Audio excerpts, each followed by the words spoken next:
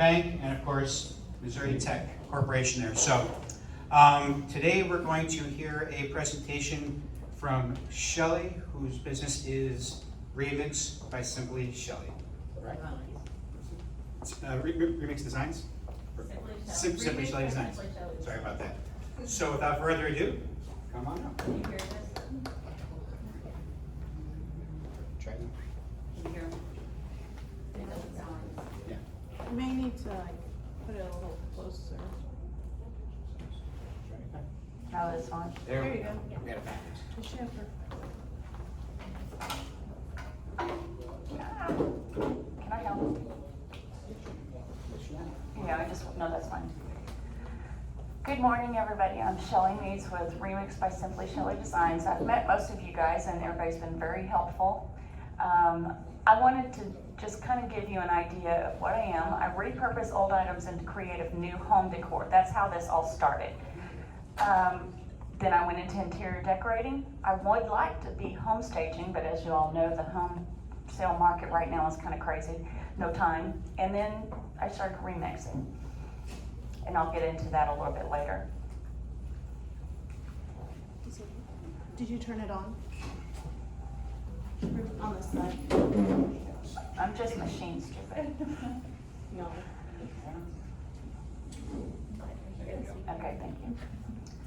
All right, the way this all started is I lost my 13-year job with Marriott International due to COVID. And being bored and just a lot of extra time, a friend of mine was a repurposer, so I started doing that, had a lot of fun with it. I started going to booths and festivals because I just had a lot of stuff I wanted to sell. So then I would have the opportunity to decorate a couple of rooms in my mother's house and a friend's house. Let me talk about the repurposed items over here. If you look at the one on the top left, that's an old drawer that I turned into a shelf. The one on the bottom right was a lamp that I turned into a little sign. And it's just easy stuff that you can just have for your home, and it's a lot of fun.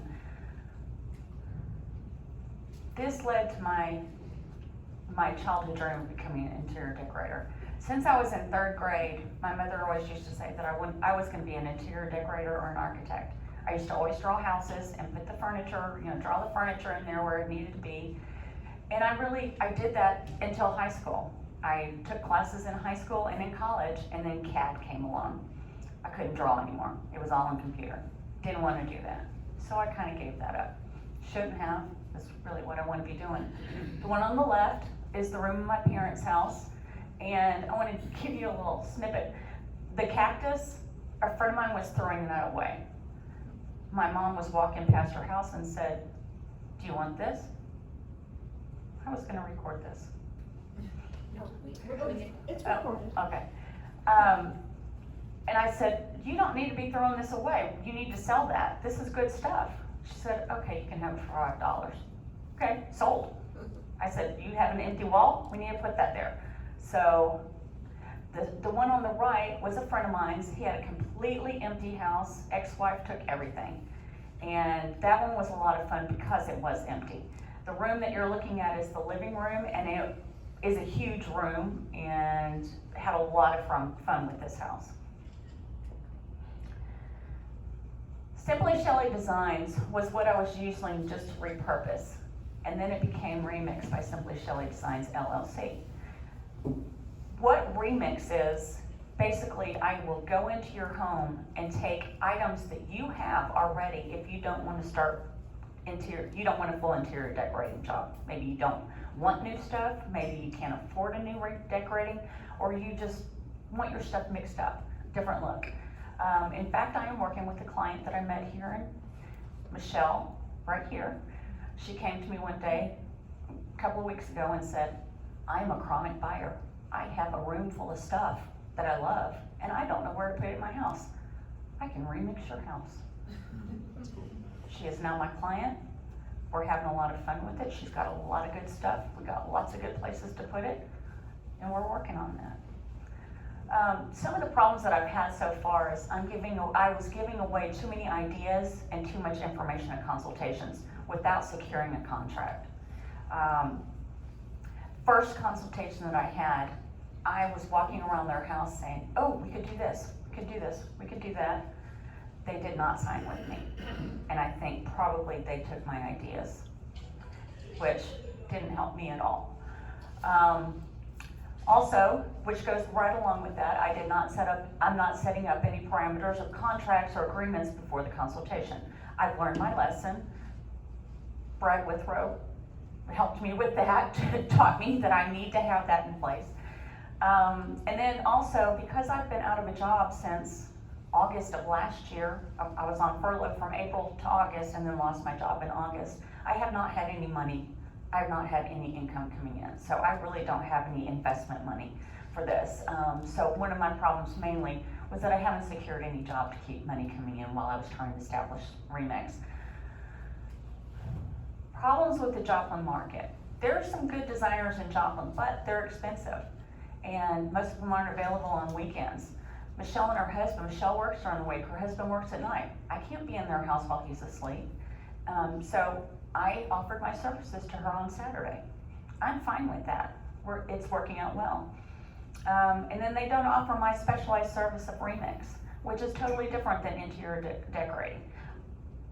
I may put in new items, we may take away items, we may find something together, or she may find something else.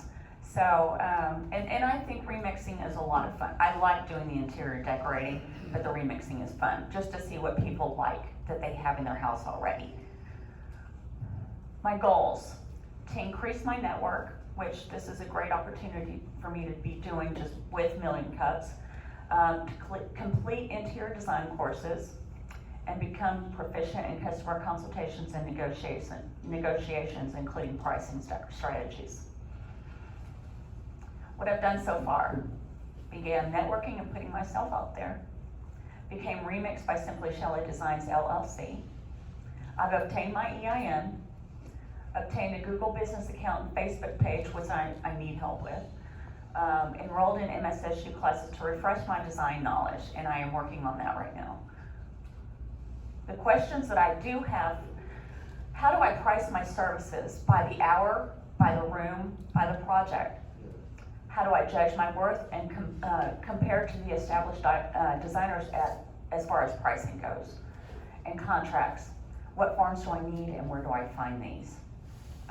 Do I need a city tax ID?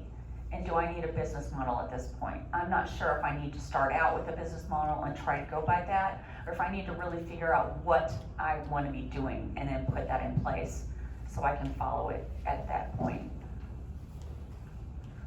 Ways you can help: much appreciated any introduction to designers that may be open to me following, shadowing, or interning with them, just so that I can get more experience in the market in Joplin.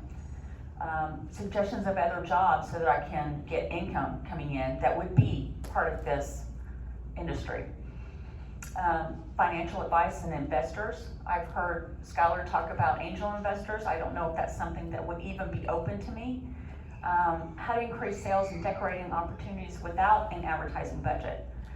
Obviously, I've got my flyers and things like that, so I'm able to put in $100 every once in a while to be able to, do that stuff. But I need to actually get out there and be able to put more money into it, and I don't really know how to do that with my limited budget. And I need help creating a web page and streamlining my Facebook and Google business pages. Thank you guys for all of your time and advice, and I look forward to your questions and comments.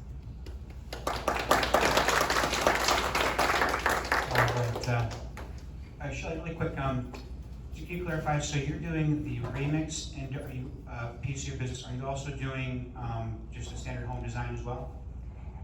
Decorating. Some home decorating Yes. designs as well? And the difference between designing and decorating is I do not do any changes to the actual home layout, building process, or anything like that. I go in and I take what we've got with the home and, well, actually, if the homeowner wants to make some changes, we can find the correct people to make those changes, and then I would be able to decorate according to their wants and needs.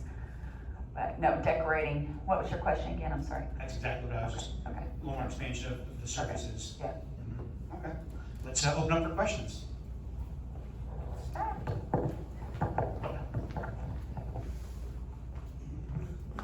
Hey Shelly, I was just thinking on suggestions of other jobs related to that field. I think a great opportunity would be to work in like a furniture or home decor store.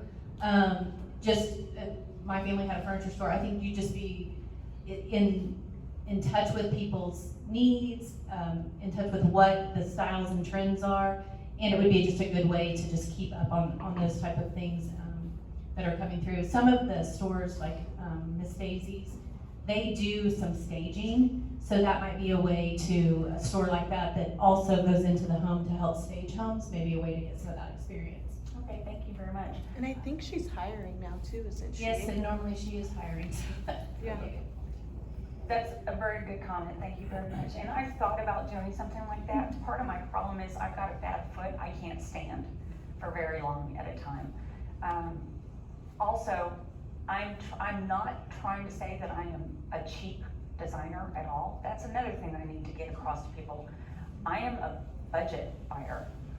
I can find good bargains, and I'm not a good negotiator, but when it comes to stuff like that, I know what it's worth, and I can kind of haggle a little bit on that. But I'm not cheap. I will find good stuff for pretty good prices. So, and she's pretty expensive. So, but no, she's got some good stuff though. Two things. One, on when you're talking to people, one of the things I learned a long time ago is when you're consulting with them at the first, you know, you can tell them what you do, just don't tell them how to do it. They gotta pay for that. Right, and that's what I learned Yeah. from the first consultation. Yeah, there's some things you can, but like I said, you know, you don't, you know. and I learned that that's the what hard you're way. getting paid for. Yes. The second thing is that one thing you might think about is simply getting something like QuickBooks Self-Employed. It will help you track your expenses and your income, but you can also do invoicing and estimates from it. And that way QuickBooks, you say have that again, QuickBooks. QuickBooks Self-Employed or just their standard basic, Okay. one of those two, and there's some options there. Okay. The point is, if you had a system where you can do an estimate, and then you have everything out there, it's a nice professional, you know, and all that, and then, and if they say yes, then you just say, accept it, turn it in an invoice, and you can bill them online or whatever. So I mean, Okay, that's great. a really good option. All right, thank you. For your billing. Thank you. Let me ask you, Michelle, what did, the only person I've had a contract with is Michelle. Was it easy to read? Did you understand? I mean, was it clear? Did it feel legally obligated, not obligated, but from my end, how did you feel that? Well, I'm one, if I sign something for you, then that's just, I'm gonna stand behind it, cause that's my word. No, I'm talking And so- about my yeah, side of it. And so I'm saying that like, I didn't really look at it from a legal standpoint, I just looked at it as, you know, like, you were doing a service for me and, you know, so, I mean, it was very understandable. Okay, all right. The So I other think thing I, is It's completely mobile, so I mean, you can actually do this from your phone. okay, So you can sit there and do your invoice, send it to them, email, it's really easy. all right, great, thank you. I'm just curious, so when, I knew you were talking about like business model and should I have a business model or figuring out, you know, what you wanna be doing and, you know, and implementing that before. One thing I'm curious about with that is when, you go into a home and you do a consultation or whatever, you send the contract, so sort of what the next step is. I know some designers will do, like you talked about, trying to get across that your budget and you can find the bargains. Do you ask your clients to build a mood board so you know their style, so then you can show them, okay, we could do this style, but this is how I can do it with your budget. I am so open to advice. Michelle said, I'm on Pinterest all the time. I am always looking for my designs that I like.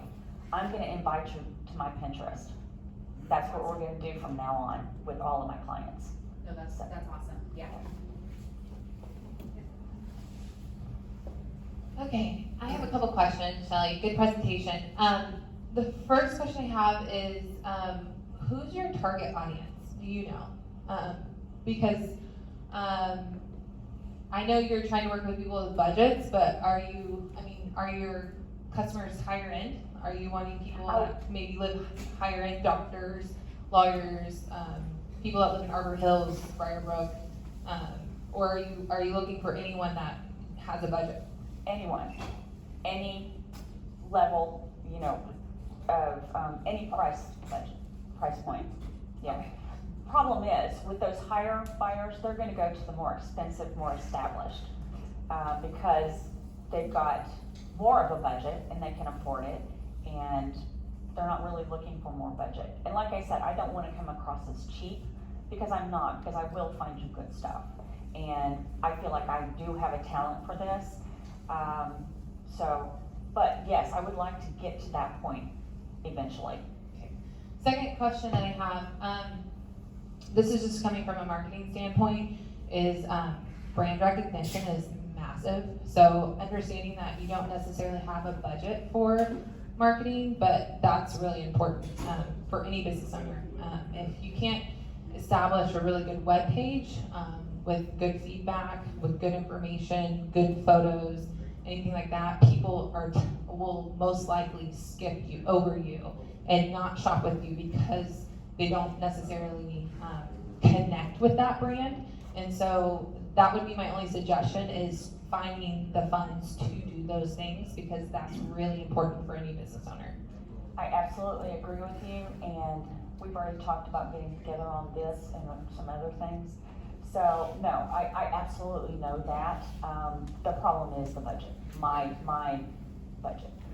So yeah, and I'm gonna have to plan out where this is where I need to know what my business plan is, how much I'm going to allot to each part of my business. So. Hey Shelly, great job on your presentation.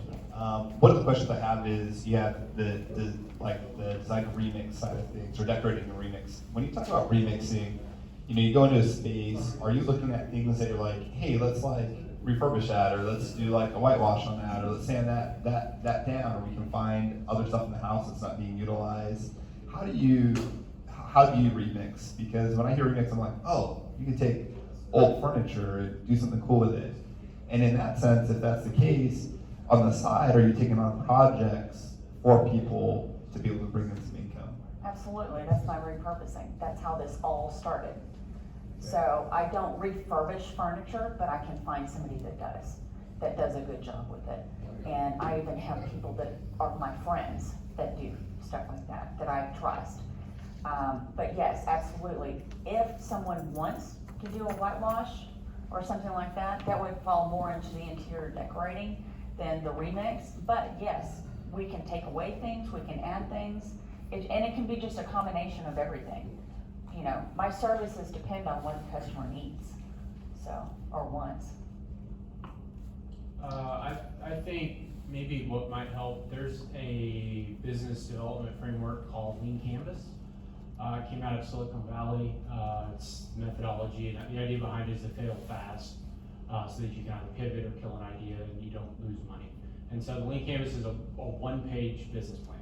It's got the 9 key elements of your business on one page, and it allows you to put on paper where you think you're at today, so you can see each aspect of your business right in front of you in one page, and then it's the scientific method for that business model.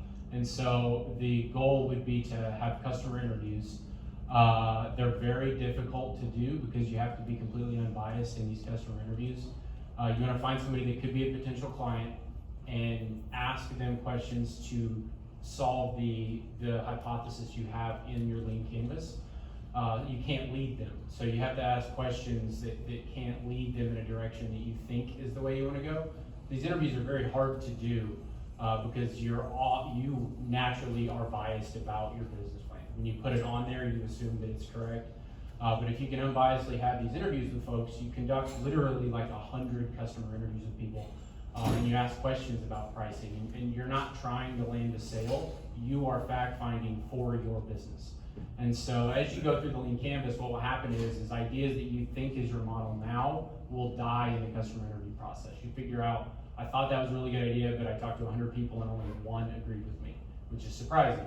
And so then you rehash your lean canvas. And so before you take the time to sit down and write like a 40 or 50 page business plan, that's kind of like this old-fashioned thing that you're Right. stuck with, you do the lean canvas because you can pivot very quickly. And so you start interviewing these people and you start uncovering new things. Right now, you think the fact that budget clients is your advantage and the fact that you remix furniture is an advantage, and that may be true, but I'd question how many people have you actually sat down one-on-one and in an unbiased conversation asked them those questions. So I would look that up. There's a whole book on it. There's tons of YouTube research that you can do on the lean canvas, but that would be where I would start to try and figure out a lot of these things, because it's hard for us to tell you how much you should charge. But if you sit down and talk to 100 people that might buy your product, you'll find out real fast what you should charge. Okay, So thank you so much. I knew you were gonna tell me about a book. You're awesome with that. Is it Lean or LE? Okay, okay. Lean canvas. I'll send you the link. Congratulations on your start since we first Thank chatted you. way back when. A couple things I wanted to share. You had mentioned in your presentation that asking about how you price your services. Well, there's one thing I've learned in business is the price of anything is what somebody's willing to pay. We're watching that in the real estate market right now. That applies to really everything. And so when you're looking at by the hour, you're basically selling your labor. In this as a service industry, you're selling your expertise. And your expertise is going to relieve pain for your prospect. So what is somebody willing to pay for that? I would say lead with your expertise and what you can provide. And then the other thing I would challenge you on is you made the comment that the higher end clients may not hire you because you're not well established. That's a myth. I'm gonna call that a headspace that a new entrepreneur, all of us were in at some point in time. You can get any size client you want, I promise you. So it's a mindset, but it also goes back to whatever somebody's willing to pay. So if you are providing exceptional, personalized customer service, and a high-end client is willing to pay more because you're willing to come in and convert an old nursery into an office or what have you on a Saturday between 9 a.m. and 1 p.m., that client is willing to pay whatever for that. So I would just say be open to that. And you've got your contracts in place, it sounds like. And here's the other thing that's positive too.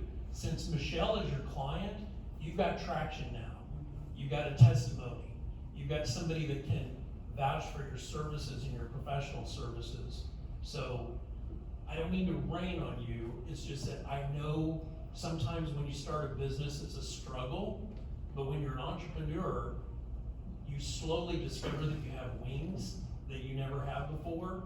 And I just encourage you to just dive into that mentally because you've got this. Thank you.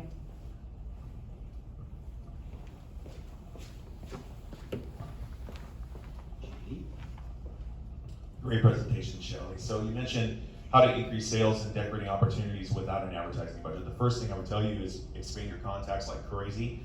This is just one way to do it. And I've seen you at some Joplin Chamber events, so congratulations for taking a leap of faith to be a part of that. I would encourage you, anyone in this room needs to be a part of the Joplin Chamber, Carl Junction Chamber, and Neosho Chamber. If you're in business, you need to be in those three places. The reason why is all three of those have large networking opportunities. You've got your morning coffees, your after hours, leads groups, business development groups, power breakfasts. You need to be in rooms with people. More contacts, more contracts, right? So, and these are people typically that are homeowners. Most of these events are people that have a higher level of income in our area. So I want to encourage you today to connect with Kavanaugh and Lori with Neosho and Carl Junction Chambers if you have not, and they would love to talk to you about how you can get involved there. I always endorse them, they know that publicly, and there's a reason why.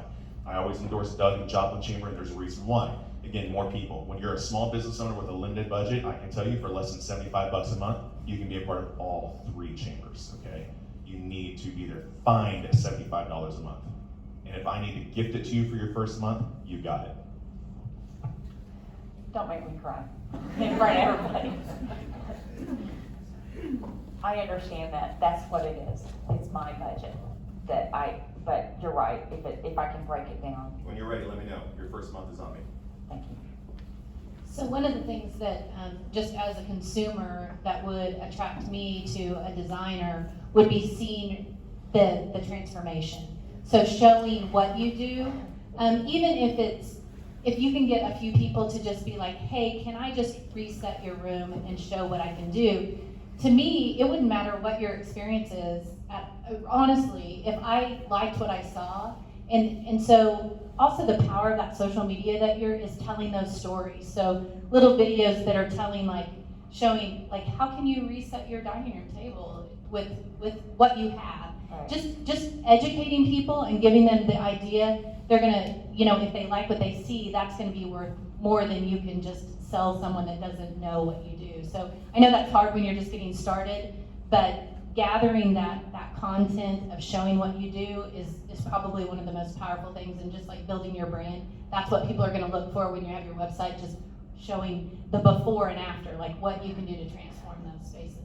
And I know that, thank you very much, but I keep forgetting to do it. That's one of my problems, I should have had lists up I there. mean, suggested to you and No, and I forgot. no, I had it on my list of stuff to do at your house, totally forgot, and we did her whole living room Saturday. Forgot to take a picture of the before, so we may need to put everything back. We still have other rooms, so it's okay. To kind of climb onto Lori's comment, I would say if you are not a social media expert and a picture taking expert, learn that quickly. You said you're taking some design classes, and that's great, but social media is going to be probably a make or break because your business is so visual. And so I would think hard about the channels that you're on. Facebook is good. You might consider Instagram. Definitely a web page, and definitely learn how to take those pictures to really capture it. Because even your pictures up here were a little hard to see. And I know they're on a screen, so that makes a difference. But I would just really, there's lots of free classes out there to do those. But anyway, I would get really good at that, at showcasing the look of your business since it's so visual. All right, thank you. One of the things about the pictures of the rooms, those were just taken by me after I did it. They were not supposed to be professional. I didn't know I was gonna be doing this. So, yeah. No, I totally agree with you, thank you. Shelly, the other thing that I hear, in the challenge is a cash flow constraint, right? Like, as far as that goes, I know Lori talked about, Daisy's and being able to look into getting hired there, and the challenge of, not being able to be on her feet. What other things are you willing to do or take on in the meantime so that we can help solve the short-term cash flow constraints so that we can put money into your business so you can grow it? That's what the problem is. Nobody thinks I'm qualified for anything. My job with Marriott was very specialized. I audited a California law. No other state has that law. And so, really, nobody thinks I'm qualified for anything. No responses to anything for over a year. And that's one of the reasons why I decided just to go full speed with this. But I think that Miss Daisy's was a great idea. I will contact them, and I will look around at other furniture stores just to see if there's something that I could come in, not necessarily sell the furniture, but come in and be some sort of not a designer or anything, but just come in and see if I can do my input and just talk to people and say, you know what, this might go, in your home, or, I don't know. Just something. I need to have money coming in, and not just for my business. So I'm going through my savings account very fast, so. I don't think I need it. I'm very loud, so I'm gonna pass on the mic, but great presentation. Thank you. I am one of those people, I've made an office out of a nursery, and I feel like I have a lot of clutter. So I'm gonna put my hand up as a potential person that you might come and take a look at my Absolutely. space and see. I'm totally an advocate of what Lori and JD said about connections, contacts. When you go in, you've got a customer here, so client testimonials are huge. And then I would also say, if you could, when you've completed a project, ask that individual for 3 potential referrals. That's a great idea. Would they be willing to call 3 people that they know who might have an interest in your service? And then that again creates, more flow, more potential customers. Because this is a group of people who knows a lot of people, Thank you very much. That's You're a welcome. great idea. And you'll have them, like me, I already have someone that as soon as you're done wants to see my house so that they can, get a consultation. Did you show everybody at your party Saturday night? No, I didn't have one. Oh, Hey Shelly, good Hi. job. thank you. So I love the idea of remix, but I think it does need to be more than just taking stuff that I have and putting it in different places or reorganizing it. Like the pictures that you showed where you changed stuff, like you made a lamp into a sign with really cheap materials, like that's really cool. That could be part of remix. It could be Yeah. whitewashing furniture, and you don't have to tell your customers that you're not the one actually doing that work. You subcontract that out. The person, you can just be like, yeah, we can do that, no problem. It doesn't matter that you're not the person physically doing it. They don't need to know that. They just know you're getting the job done, okay? So that's part of the service you provide. You're like a general contractor for designers. You can subcontract work out, no problem. Okay. And then like, as far as cash and income, like a lot of people make really good income just buying stuff cheap at flea markets or off Facebook, repurposing it into new things I do. and reselling it. So like doing those before and afters and like really pushing that could be part of your brand. You could eventually have a shop that you do that sells items, but then also you sell your services through that shop. And you could take that to farmers markets even, or pop-up events when you eventually have the budget for that. Or the before and after pictures, like, hey, I bought Yeah. this is what I do with it. And then for your customers that do sign contracts for you, you can give them like a specialty brochure where you could say, this is how much it costs for the raw materials, and then this is the perceived end value that you're gonna get out of this. So you can like show them what that is if they're, if that's part of your sales pitch, be like, this is how much you're increasing my value. And then like, you're gonna charge, 30% like fee on top for your services or something like that. So you could charge for the materials and then charge 20% or 30% based on, extra for your like material acquisition fee and Okay. stuff like that. So. All right. Awesome, thank you. But that's how this all started. I do that. So keep I doing will be at Do Columbus more. Days Festival in October, on October 9th. That's awesome. So, I mean, that's how it all started. So, yeah, but I think you're right about giving them, being a subcontractor and all of that. I think that's great. I've shown her many things that I've made that I think she might be interested in. She's just got a lot of her own stuff that we need to put in place first. Should she think that she wants, some of the stuff that I've made, great. If not, great. As part of remix though, like I have a lot of cool stuff in my house, but like I would be totally cool with you coming in and being like, okay, I'm gonna take this and take this, I'm gonna bash them into something new. And I'd be like, okay, because that's part of remix. Yeah. So I would go with that, like really, really sell that shit. That is a great I like this shit too. That is a great addition to my services. So, thank you. I'm over here. Everyone's talking about obviously marketing, like huge key Right. social media. That was a big thing that you talked about, and it's actually right there. I need help with creating a web page and streamlining Google Business. It can be very, very overwhelming because there's now TikTok and Twitter is still sort of there, Facebook obviously. One thing to think about is I know you were talking about target audiences, obviously different age groups. Facebook has a little bit older, I could say, generation. Instagram obviously huge because of pictures and your before and after. Little bit younger, obviously TikTok is really, really young. And that's sort of like the super fun one with the videos. But I would just, what I'm trying to say is I think it can be very overwhelming. And so really thinking about, okay, I don't have a web page. I don't think you necessarily need a website to start.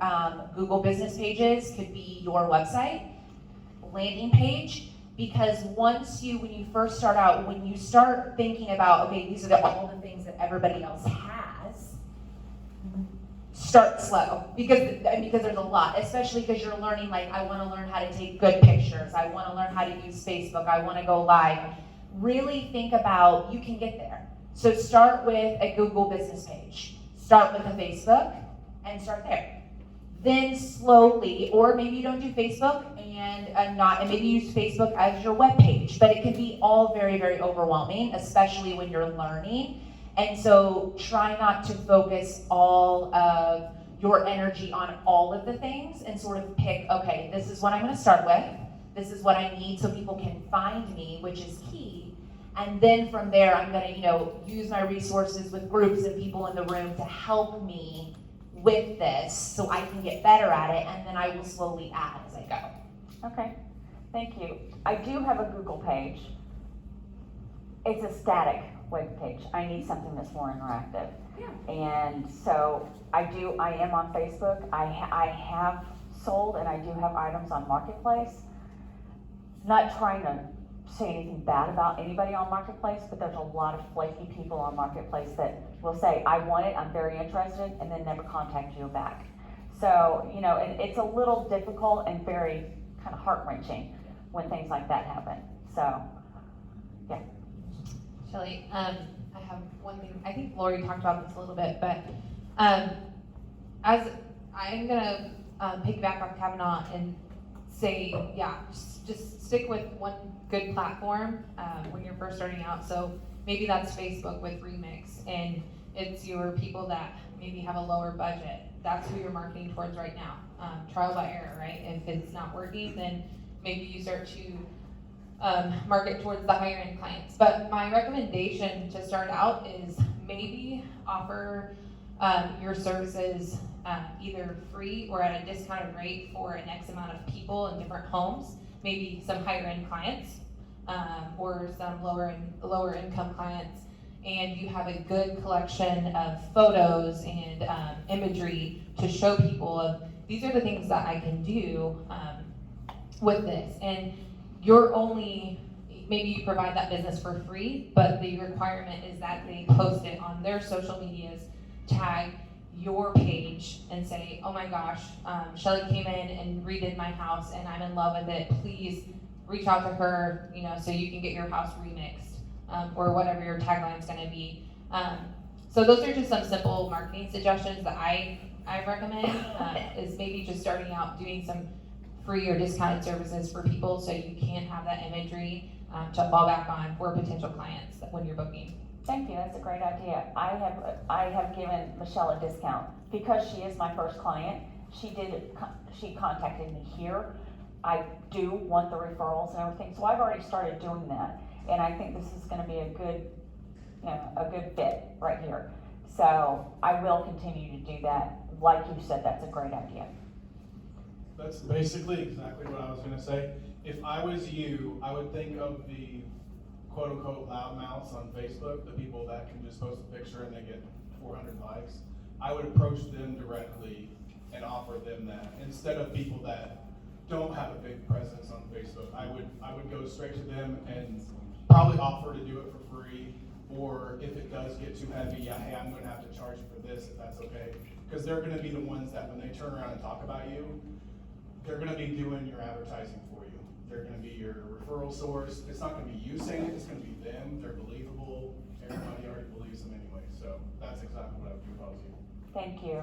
And to piggyback off that, I wouldn't offer your whole service free. Yeah. Right. I would offer maybe a room. A room, yeah. Yeah. Okay. Yeah. One of my problems with that, I just moved here 3 years ago from Dallas. So most of my friends are in Dallas. I don't work in Dallas right now. So, Who on your social media is a loudmouth that you see locally, that if you went and offered, like, exactly. There's someone else in here that has like 4,000 friends too. that when she posts, people will comment like crazy too, so, yeah. And that doesn't even matter, like, if it's social media and you have a bunch of friends in Dallas, be like, it doesn't matter that you haven't sold your services to them, just be like, hey, when I post something, I need you all to comment on it and share it. Yeah. Because it doesn't matter where they are, Yeah. no one cares. Well, that's the question. What is your Facebook page? We all have phones on us right now. We can all like and hop on there, My so. information is over here on the table. Please, everybody, if I have not given it, I've probably Yep, given tell you us my now. information. Tell Oh, your it's app. remix, REMIX dot simply Shelly, SHELLEY. No, you need a new tag. Yeah. You need a new handle. Sure. You should be able to say, like, I say, at Creature Soda, done. Like, you should be able to say, at Remix by Shelly, done. Remixed by Shelly. Remix by Shell. Yeah. Yep. So now I'm changing my name again. It's not, No, it's it's not your just business social name, media. it's just your Just social handles, media. just your handles. Your business name doesn't have to keep changing every time that you It's want. just in your It's gotta settings. be Yeah, short it's just and one sweet. of- One of them can show you how to do it. or- Yeah. Okay. Super easy. It's easy. I'll help you. This is why I'm talking to you guys. Skylar over here? Yeah, is there a way, or have you tried, maybe like, one thing I've noticed, because my wife drags me to these places, is like every square in every little town around here has these little like home goods shops now that have all this crap and candles and all this stuff. And we buy so much of it. Is there a scenario where you could become like an outside salesman for those shops? So as you're doing these homes and as you're establishing your social media, maybe you place one of their signature pieces in a home and you showcase that in the design and you tag them and cross-market them in your promotions. And then maybe they give you a cut of those sales back for what you're doing instead of just going to, Michael's or wherever and staging homes that way. Like try and leverage these local businesses to grow your business and grow their business at the same time. Fantastic idea that I never would have thought of. Yeah, thank you very much on that.